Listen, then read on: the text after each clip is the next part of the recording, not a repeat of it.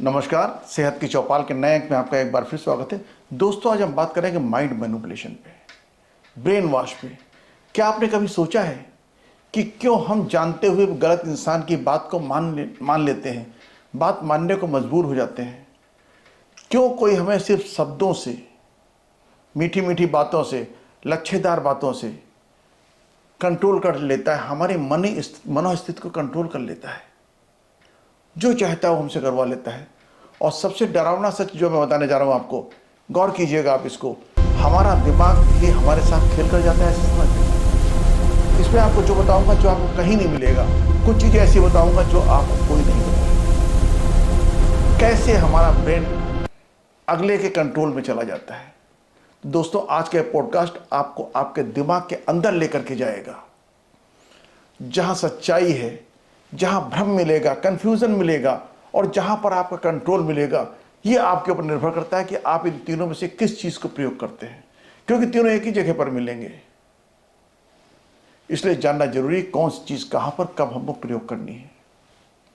तो आज हम जानेंगे माइंड मैनिपुलेशन क्या होता है, हम दूसरों की बातों में क्यों आ जाते हैं, और माइंड मैनिपुलेटर में ऐसा क्या होता है कि हम चाह करके भी उसको मना नहीं कर पाते हैं, और क्या सच में इस समय हमारा दिमाग हमें धोखा देता है जो हम दूसरे की बात को मानने को मजबूर हो जाते हैं? क्या यह ब्रेन हमें मजबूर कर देता है दूसरे की बात को मानने को? इन सब के उत्तर जानने के लिए चलते हैं मैनिपुलेशन की दुनिया में। पॉडकास्ट को करने से पहले आपसे अनुरोध है, हमेशा की तरह, कि अगर इसमें दिए गए तर्कों से आप संतुष्ट हो तो प्लीज़ इसे लाइक और शेयर करते हुए चैनल को सब्सक्राइब अवश्य कर दीजिएगा, क्योंकि वीडियो की हमारी रीच बहुत अच्छी है, लेकिन जो हमारे व्यूवर्स का परसेंटेज, जो हमारे जिन्होंने हमको सब्सक्राइब कर रखा है, उनका 35 to 40% ही आता है। इसलिए आपसे अनुरोध है, प्लीज़ सब्सक्राइब अवश्य कर दीजिएगा। तो सबसे पहले माइंड मैनिपुलेशन क्या होता है इसके बारे में जान लें हम लोग, क्योंकि जब हम किसी चीज़ को जान जाएंगे तभी हम उससे बचने के रास्ते निकाल सकते हैं। तो वास्तव माइंड मैनिपुलेशन वो प्रक्रिया है, अच्छी तरह समझिए इसको, माइंड मैनिपुलेशन वो प्रक्रिया है जिसमें कोई व्यक्ति आपकी सोच को, आपकी भावना को, आपके फैसले को, आपकी सोच, आपकी भावना, आपके फैसले को आपकी जानकारी के बिना बदल देता है, या अपनी इच्छा अनुसार आपसे काम निकलवा लेता है। यही है माइंड मैनिपुलेशन। और किस लेवल पे कोई कर जाता है, ये उस रिक्वायरमेंट के हिसाब से होता है। और एक बहुत जरूरी बात, कभी कभी इसमें कोई आपको गिल्ट में डाल करके हाँ करवा ले, कहे गया भाई क्या करें, मैं दुनिया ने मुझको ठोकर मारी साहब, आप भी मेरी बात नहीं मान रहे, आपको लगता नहीं यार ये आदमी बहुत सीधा है, और आप उसकी बात को मान लेते हैं। कोई आपसे बहुत ज़्यादा प्यार करेगा, कोई आपकी अनावश्यक ही बहुत ज़्यादा तारीफ करेगा, बहुत सहानुभूति दिखाएगा, और आपको कंट्रोल कर लेगा, अपनी बात को मनवा लेते हैं लोग। और आपको लगता है, क्या लगता है कि फैसला मैंने खुद लिया है, हमें लगता है ये डिसीजन मेरा खुद का है, लेकिन वास्तव में फैसला तो मैनिपुलेटर द्वारा पहले से ही डिजाइन कर दिया गया था। हमने तो खाली वहां साइन किया है, क्योंकि मैनिपुलेटर साइन हमारे नहीं कर सकता था, या हमने हाँ किया है उसकी मर्जी के अनुसार, मैनिपुलेटर की मर्जी के अनुसार हमने हाँ किया है। अब प्रश्न उठता है कि हम दूसरों की बातों में आ क्यों जाते हैं, वो कौन कौन से कारण हैं? सवाल सिर्फ मनोविज्ञान का नहीं है, ये सवाल इंसानी अस्तित्व का भी है। देखिए, बहुत इंपॉर्टेंट चीज है, मनोविज्ञान नहीं, इंसानी मस्तिष्क के अस्तित्व का है, क्योंकि हमारा दिमाग व्यक्तिगत रूप से कभी डेवलप नहीं हुआ है, उसका विकास व्यक्तिगत रूप से नहीं हुआ, बल्कि हजारों साल से हम सामाजिक रूप से ही रहते चले आ रहे, सामाजिक रूप से ही हमारा ब्रेन भी डेवलप होता है। इससे समाज की बातों की रिस्पेक्ट करना भी हमारा दिमाग के अंदर एक होता है कि नहीं, समाज की बातों को रिस्पेक्ट करना हमारा धर्म है। कभी कभी ऐसा होता है कि जहाँ भीड़ दिखती है तो हमें लगता है कि चीज़ सही है। मान लीजिए सब किसी नए शहर में गए, भूख लगी खाना खाने की, और रेस्टोरेंट चाहते हैं, तो कहाँ जाएंगे? जो कुछ नहीं जानते हैं, जहाँ पर भीड़ ज़्यादा होगी वहीं चले जाएंगे, क्योंकि हमारा दिमाग कहेगा कि इतनी सारी भीड़ लगी, इतने सारे लोग गलत नहीं हो सकते, जरूर यहाँ कुछ अच्छा होगा। लेकिन यही नियम फेक न्यूज़ को, अगर कोई किसी झूठ को बार बार शेयर करता है, बार बार बोलता है, जोर से बोलता है, लगातार बोलता है, तो हमको सच जैसा लगने लगता है, और हम उसको मानसिक रूप से सच जैसा स्वीकार, भले उसको 100% सच ना माने, लेकिन उस सच जैसा मानने को मजबूर हो जाते हैं। इसी में और काज होता है अथॉरिटी बायस, अंदर का डर। जब कोई अथॉरिटी बोलती है तो हमारे दिमाग के बचपन की कंडीशनिंग सक्रिय हो जाती है। बचपन कंडीशनिंग क्या होती है कि साहब गुरुजी जो कह रहे हैं ठीक है, टीचर साहब जो कह रहे हैं वो सही है, मैडम जो बता रही हैं वो सही है, टीचर सही होता है यही दिमाग में है ना, डॉक्टर सही होता है ये दिमाग में है ना, या हमारे बॉस लोग ज़्यादा सही होते हैं या सीनियर लोग ज़्यादा सही होते हैं क्योंकि उन्होंने हमसे ज़्यादा एक्सपीरियंस लिया है। और जब ये स्थिति आ जाती तो हम सवाल पूछना बंद कर देते हैं, और जैसे ही हमने सवाल पूछना बंद किया, जैसे ही क्वेरीज हमारे दिमाग से खत्म हुई, मैनिपुलेशन के चांसेस बढ़ गए। इसलिए हर जगह पर क्यों क्यों करके जानना सीखिए। ये क्यों हो रहा है, ये आदमी बहुत ज़्यादा प्यार दे रहा है तो क्यों दे रहा है, बहुत ज़्यादा मेरे को फ्रीम दे रहा है कोई चीज़ तो क्यों दे रहा है, इसको हमसे क्या चाहिए।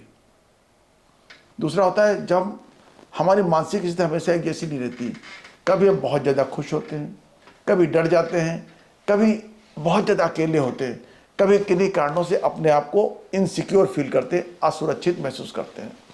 और जब ये स्थिति होती है, बहुत ज़्यादा प्यार हो, बहुत ज़्यादा खुशी हो, बहुत ज़्यादा डर हो या अकेले हों, तो हमारे डिसीजंस चेंज होते हैं, हम फैसले बदल लेते हैं, हमारे फैसले गलत हो जाते हैं। और मैनिपुलेटर इसी समय का इंतजार करता है क्योंकि इस समय हमारा ब्रेन लॉजिकली रूप से, लॉजिकल ब्रेन कमज़ोर होता है, हम ज़्यादा आर्गूमेंट नहीं कर पाते हैं। नेक्स्ट है इसमें कॉग्निटिव लोड थेरेपी। जब दिमाग बहुत ज़्यादा थका होता है, बहुत गहराई से उस समय हम नहीं सोच पाते हैं, थकान plus stress plus quick decision manipulation के लिए परफेक्ट कॉम्बिनेशन है। इसलिए बड़े फैसले हमेशा शांत दिमाग से लेने चाहिए। आप ऑफिस से चलते समय अगर 5:30 बजे के आसपास, 4:45 बजे बाबूजी एक फाइल लाते हैं, कहते सर इस पर साइन कर दीजिए, बहुत इंपॉर्टेंट है, पूछे भाई दिन भर फाइल मेरे सामने क्यों नहीं आई, चलते समय क्यों आ रही है, उसको छोड़ दीजिए, अगले दिन करिए, तभी आप जाके अपने को सेव कर सकते हैं। अब बात करते हैं माइंड मैनिपुलेटर कौन होता है, हु इज माइंड मैनिपुलेटर। तो माइंड मैनिपुलेटर हमेशा अपराधी नहीं होता है, हमेशा कोई खलनायक ही नहीं होता है। ये आपका नया या पुराना कोई दोस्त हो सकता है, आपके बॉस हो सकते हैं जो अपनी सीट का फ़ायदा उठाना चाह रहे हो, अपनी पोजीशन का, आपका पार्टनर हो सकता है, या कोई धोखेबाज हो सकता है। और कभी कभी तो मैनिपुलेटर खुद नहीं मालूम होता है, हकीकत तो मैनिपुलेटर खुद नहीं मालूम होता है कि वो आपको मैनिपुलेट कर रहा है, क्योंकि मैनिपुलेशन उसकी हैबिट में आ चुका होता है। क्योंकि अधिकतर मैनिपुलेटर्स की ये मानसिकता होती है कि मैं ही हमेशा सही हूँ।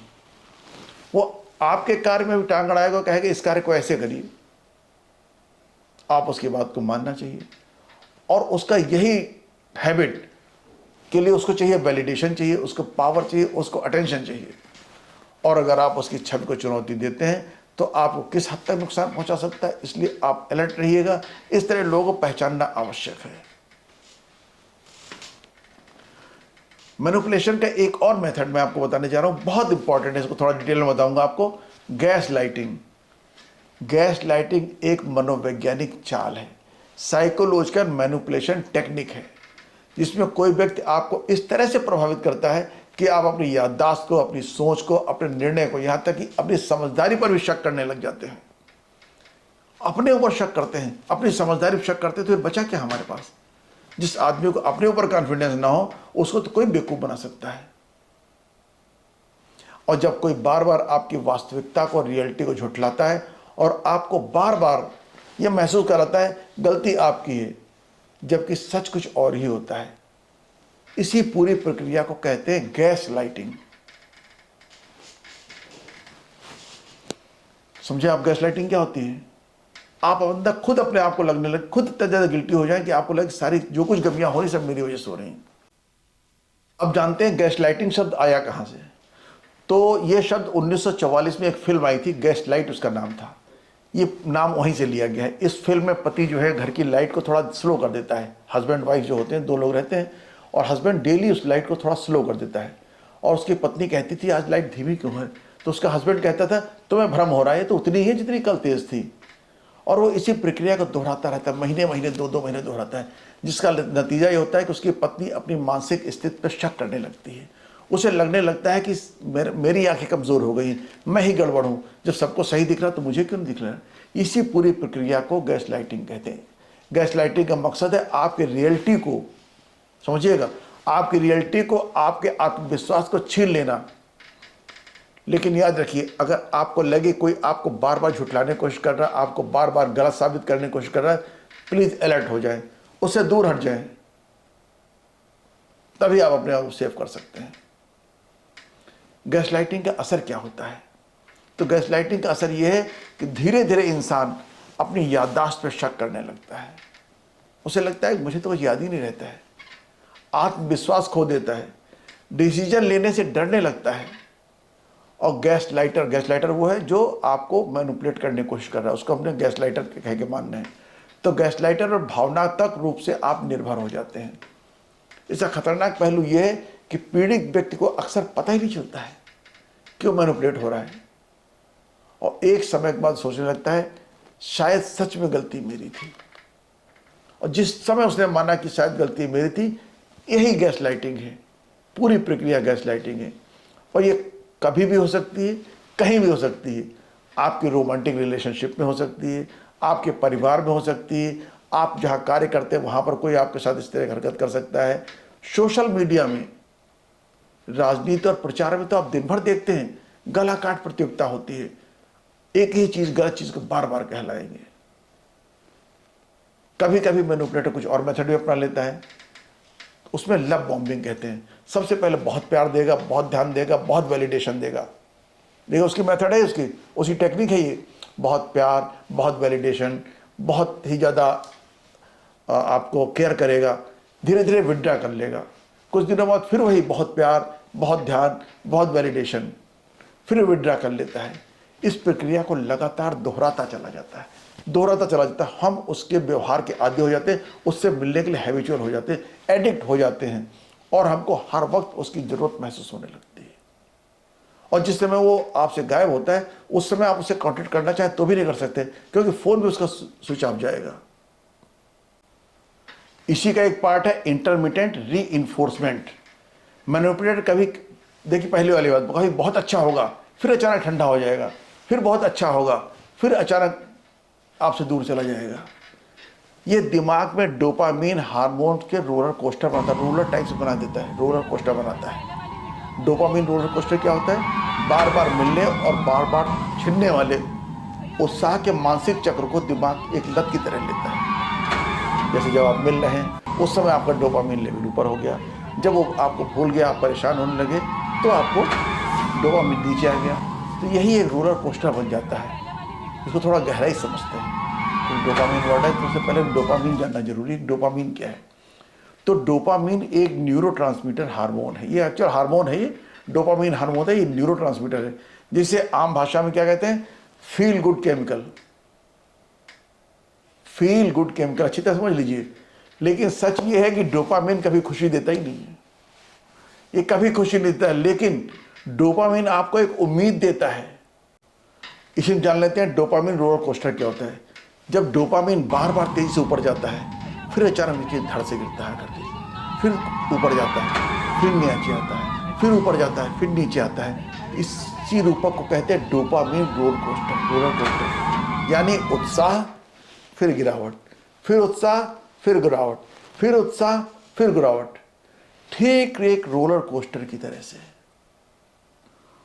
और ये बहुत ही ज़्यादा टॉक्सिक रिलेशनशिप में होता है। कब? टॉक्सिक रिलेशनशिप में। टॉक्सिक रिलेशनशिप क्या होती है?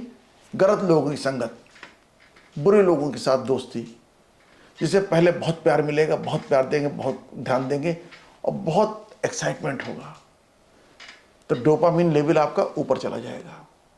कुछ दिनों बाद ये दूरी बना लेंगे आपसे, ठंडापन कर लेंगे, आपको देख करके इग्नोर करना शुरू कर देंगे। ये उनकी मतलब उनका सब ये प्रोसीजर है, सोच लीजिए आप। इसमें डोपामीन नीचे आ जाता है, फिर अचानक से प्यार, अचानक से वैलिडेशन, अचानक से एक्स्ट्रा केयरिंग। तो दिमाग कहता है वाह भाई वाह, इस आदमी से बढ़िया कुछ है ही नहीं, सो फार सो गुड, परफेक्ट आदमी है ये, हमारे लिए बहुत इंपॉर्टेंट है। फिर अचानक वही दूरी, वही ठंडापन, वही अनदेखी, दिल तड़प उठता है उस आदमी से मिलने के लिए, और हम उसके मोहजाल में फंसते चले जाते हैं। हाँ, इसी चक्र में फंस जाते हैं। इसे साइकोलॉजी में कहते हैं इंटरमिटेंट रीइंफोर्समेंट। इसीलिए टॉक्सिक रिश्ते को छोड़ना बहुत मुश्किल होता है। दोस्ती बड़ी अच्छी जल्दी हो जाती है, रिश्ते जुड़ बहुत जल्दी जाते हैं, लेकिन ये बंद छूटना बड़ा मुश्किल होता है। एक और मेथड है, इसमें कभी कभी आदमी विक्टिम कार्ड खेलता है, आएगा रोएगा आपके सामने, मैनिपुलेटर खुद को विक्टिम साबित करेगा, कहेगा क्या करूं, मेरी तो किस्मत ही ऐसी, भाइयों के लिए मैंने जान लगा दी, सब कुछ बेच के लगा दिया, लेकिन भाइयों ने मुझे भगा दिया, सबके लिए दिन भर करता हूं, लेकिन मुझे कहीं से प्यार मिला ही नहीं, माँ बाप ने भी मुझे कभी नहीं माना है, और सर मैं तो आपको अपने पिताजी की तरह समझता था, आप मेरे बड़े भाई हैं, आपसे मुझे उम्मीद नहीं थी कि आप मेरे कार को मना, छोटे से काम को मना कर देंगे, आपका एक सिग्नेचर चाहिए, और आप उसकी बात को मान लेते हैं और साइन कर देते हैं, उसका काम हो गया, फिर वो दोबारा आपको नहीं दिखेगा। इसी में एक आता है आइसोलेशन थेरेपी। इसमें जो मैनिपुलेटर है आपको आपके जितने भी क्लोज रिलेटिव्स हैं, परिवार है, घर परिवार, समाज से आपको दूर कर देता है, और जितना ही आप अकेले होते जाएंगे इतना ही आप उसके ऊपर डिपेंड होते चले जाएंगे। ये बहुत इंपॉर्टेंट चीज है ना। अब आते हैं, बात करते हैं, क्या हमारा ब्रेन भी हमको धोखा देता है? नहीं दोस्तों, हमारा दिमाग हमें कभी धोखा नहीं देता है। दिमाग हमेशा सर्वाइवल के लिए काम करता है। हमारा दिमाग लेजी नहीं है, हमारा दिमाग बहुत ज़्यादा एफिशिएंट है। समझिएगा इस बात को अच्छी तरह से, जो मैं बताने जा रहा हूँ कि हमारा दिमाग बहुत एफिशिएंट है। लेकिन अगर दिमाग हर चीज़ को बहुत गहराई सोचने लगे, यकीन मानिए जिंदा रहना मुश्किल हो जाएगा। इसीलिए हमारा दिमाग क्या करता है, मेंटल शॉर्टकट्स बनाता है। इन मेंटल शॉर्टकट्स को कहते हैं ह्यूरिस्टिक्स। और ह्यूरिस्टिक्स का मतलब है दिमाग के छोटे छोटे शॉर्टकट्स, जिनकी मदद से हम जल्दी से निर्णय लेते हैं। किसी कार्य को क्विक डिसीजन बनाना चाहते हैं, जब बहुत जल्दी निर्णय लेकर के उसको सही करना चाहते, खत्म करना चाहते हैं। सरल शब्दों में इसको मानिए आप कि जब हमारा दिमाग पूरी तरह जानकारी इकट्ठे किए बिना, किसी भी चीज़ की पूरी जानकारी हमारे पास नहीं है, उसके बावजूद ब्रेन हमारा अनुमान के आधार पर, अनुभव के आधार पर फैसला ले लेता है, और इसी फैसले को कहते हैं ह्यूरिस्टिक्स कहते हैं। दिमाग को ह्यूरिस्टिक्स की जरूरत कब पड़ती है? जब आप हर छोटी बड़ी चीज़ को गहराई सोचने लगे तो दिन भर में एक भी फैसला नहीं ले पाएंगे। सोचिए, अगर हम हर छोटी बड़ी चीज़ को गहराई फैसले सोचने लगे तो एक ही फैसला लेना मुश्किल हो जाएगा। उदाहरण के लिए हम रोड पर जा रहे हैं, 4 रास्ते हैं, कौन सा रास्ता लें? पहुँचते चारों वहीं पर हैं, कोई एक रास्ता हम ले लेते हैं। किस पर भरोसा करें, क्या खरीदें क्या ना खरीदें? एक ही जैसा सामान 10 दुकानों पर रखा हुआ है, हम किस दुकान से परचेस करें? होता ना यार, उसमें से हम एक दुकान पर चले जाते हैं जिसका हमें व्यवहार अच्छा लगता है, या कभी चले कल यहाँ से लिया था आज यहाँ से लेते हैं। डिसीजन तो लेना ही पड़ेगा ना। इसका एक उदाहरण मैं और देता हूँ, सोशल प्रूफ ह्यूरिस्टिक्स। अगर बहुत लोग किसी चीज़ को पसंद कर रहे हैं, ये भी हमारा शॉर्टकट ही है ब्रेन का, तो दिमाग मान लेता है कि वो चीज़ सही है, क्योंकि इतने लोग गलत नहीं कर सकते हैं। यही शॉर्टकट हमें मैनिपुलेशन का शिकार बनाते हैं। इसलिए आप फ्यूचर में जहाँ भीड़ ज़्यादा लगी हो आप जाइएगा जरूर, मगर हर चीज़ को दिमाग खोल करके देखिएगा, तब परचेस कीजिएगा। बायस होकर के मत लीजिएगा, नहीं साहब उन्होंने खरीदा तो मैं भी खरीद लूँ। इसी में होता है कन्फर्मेशन बायस, क्योंकि हम वही सुनना चाहते हैं जो हमारी सोच को सही साबित करे। दिमाग को चीज़ें हमारे बनी हुई, बचपन से बनी हुई कि ऐसा होगा तो सही, ऐसा होगा सही, अदरवाइज चीज़ गड़बड़ है। तो हम अगर उससे चीज़ें पाते हैं तो हमको अच्छी लगती है और हमको सही मान लेते हैं। इसी में हमारे फेक न्यूज़, अफवाह, झूठी कहानियाँ बहुत तेज़ी से फैलती है, बहुत तेज़ी से इनका प्रचार होता है, और सही चीज़ें सुनने वाला कोई नहीं होता, इसलिए उसको प्रचार में बहुत समय लगता है। इसी का एक पार्ट है मेमोरी इल्यूजन। हमारी याददाश्त कोई रिकॉर्डिंग नहीं है, रिकंस्ट्रक्शन है।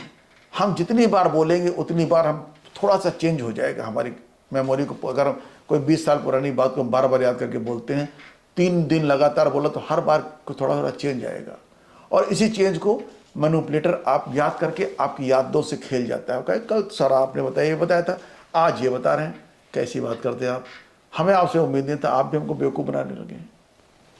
और इसी समय वो आपको इमोशनली हाईजेक करता है।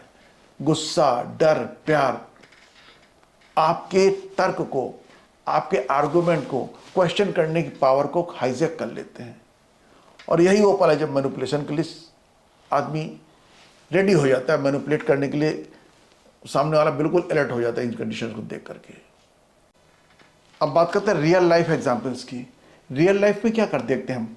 सोशल मीडिया में क्या देखते हैं? लाइक्स देखते हैं, व्यूज़ देखते हैं, कितने लाइक्स मिले, कितने व्यूज़ मिले। इसमें हम क्वांटिटी को क्वालिटी से ऊपर समझ लेते हैं। मान लीजिए किसी एक टॉपिक पे आपने वीडियो निकाला, तो उसमें 2 वीडियो निकल के आए, एक में 2 लाख व्यूज़ हैं, एक में 2000 व्यूज़ हैं। कौन सा देखेंगे? 2 लाख वाला देखेंगे ना, क्योंकि इसको ज़्यादा 2 लाख लोगों ने पसंद किया होगा। इसको केवल 2000 लोगों ने देखा, उससे हम व्यू से नहीं देखेंगे।